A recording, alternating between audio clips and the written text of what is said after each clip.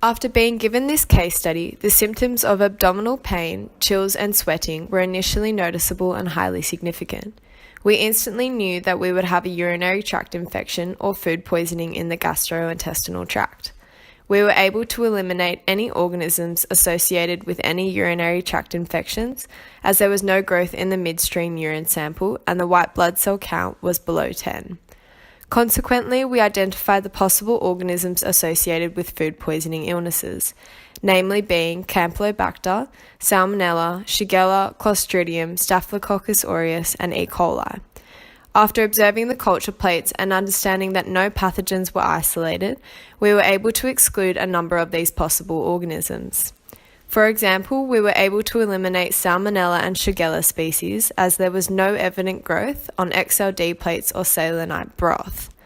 Similarly, Staphylococcus aureus and Enterobacteriaceae species such as E. coli did not grow on the McConkey selective mediums and could therefore be excluded. Finally, Clostridium species were not identified on horse blood agar and could be removed as a possible cause. This left us with Campylobacter species. Campylobacter infection, also known as campylobacteriosis, is an infection of the digestive tract caused by Campylobacter bacteria.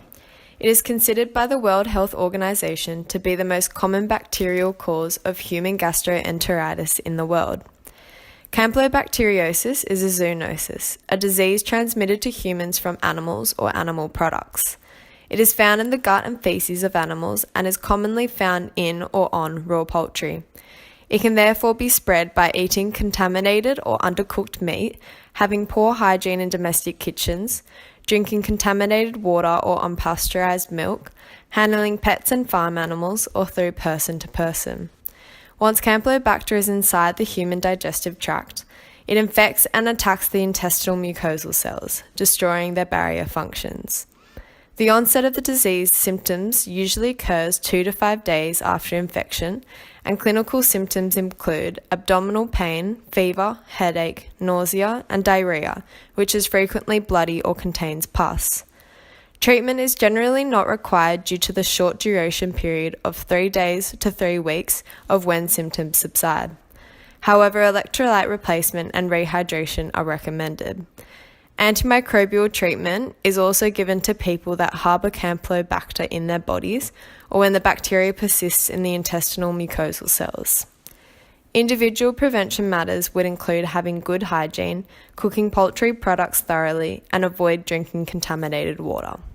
After understanding the clinical notes of the case study, a routine laboratory will then continue by processing the patient's data. This includes samples that have been collected in forms of fecal, urine, and blood. Although this was missed in the case study, a macroscopic appearance will be taken note of, for detailed attention to inform of any abnormalities seen in the patient's samples. Any abnormalities will be further assessed through microscopy and cell count, viewing the patient's levels in red and white blood cells and epithelial cells for any signs of infection. A gram stain is not usually performed but would help determine possible cause of infection, identify a general type of bacteria, and allow for correct selection of antibiotics for direct assistance. Another step in the lab includes chemistry analysis. As we focus on the urine sample, a dipstick test may have been beneficial to rule out whether UTI infection was the culprit of this case.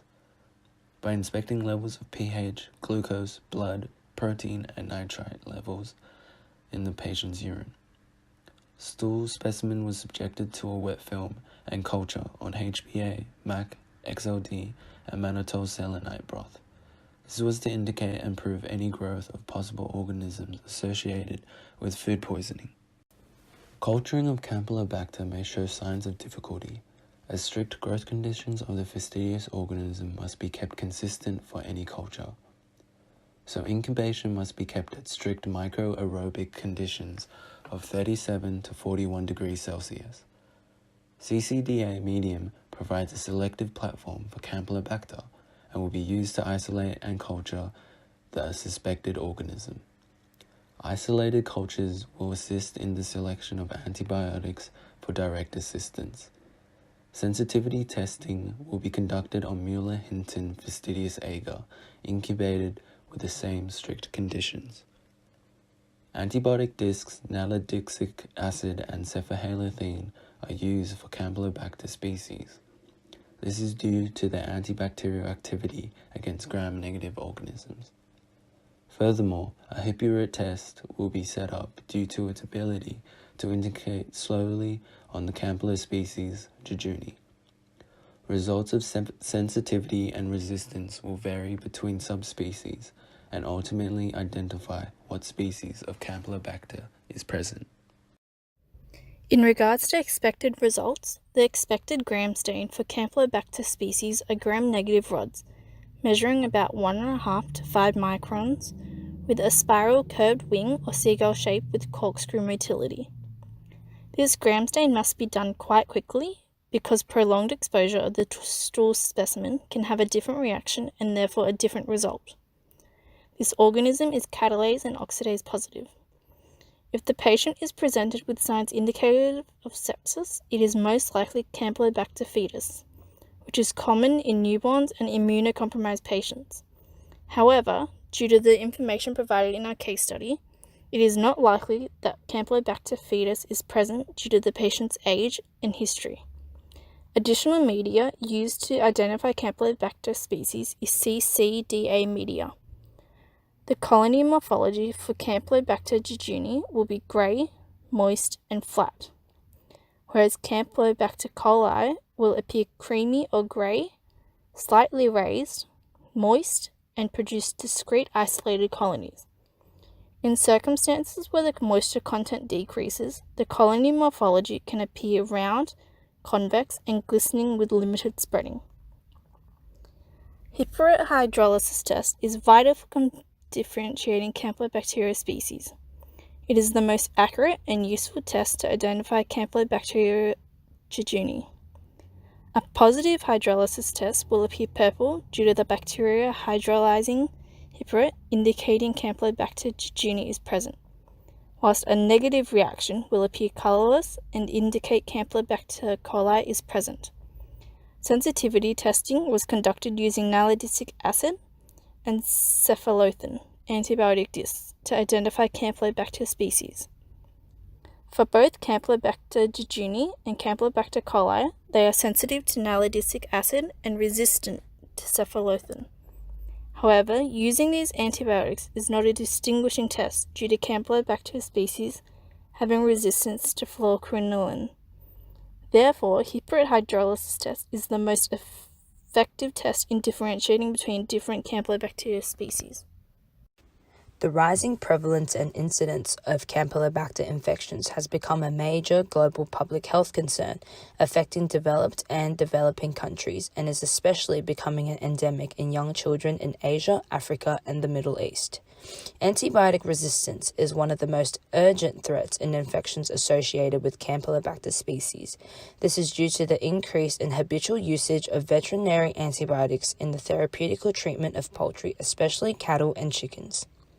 Resistant bacteria spread and multiply through the environment and animal products. They are then exposed to humans through contact or ingestion, ultimately resulting in antibiotic resistance within the population. Antibiotic-resistant Campylobacter infections make the current antimicrobial treatments ineffective at fully curing the illness.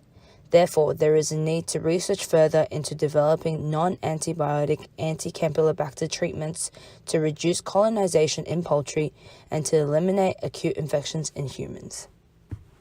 Further interventions need to be implemented to prevent Campylobacter infections, including regular health surveillances conducted at a national level worldwide. This way, transmission routes, affected sites, and populations can be identified, and epidemiological information of the Campylobacter species is kept up to date. Hygiene control measures such as cleaning, disinfection, sanitation, and drying of transportation equipment in the industry should be put in place to reduce cross-contamination and minimize vertical transmission of the bacteria. Efficacious vaccines to prevent and treat campylobacteriosis are limited. Therefore, exploration into further understanding the pathogenic mechanisms of strains of Campylobacter species is paramount to developing effective vaccines that address acute infections and lower recurrences in humans and animals. In conclusion, more research and studies need to be conducted to develop strategies to reduce dissemination of Campylobacter species in the poultry industry worldwide. This will require further research efforts to focus on the growth conditions, detection methods, and mechanisms of pathogenesis of the Campylobacter species. Also, the implementation of preventative methods globally is essential, because without these further actions, Campylobacter infections will remain a global health burden. Therefore, it is critical to focus on non-antibiotic treatments and vaccine development to mitigate the negative consequences of Campylobacter in the world.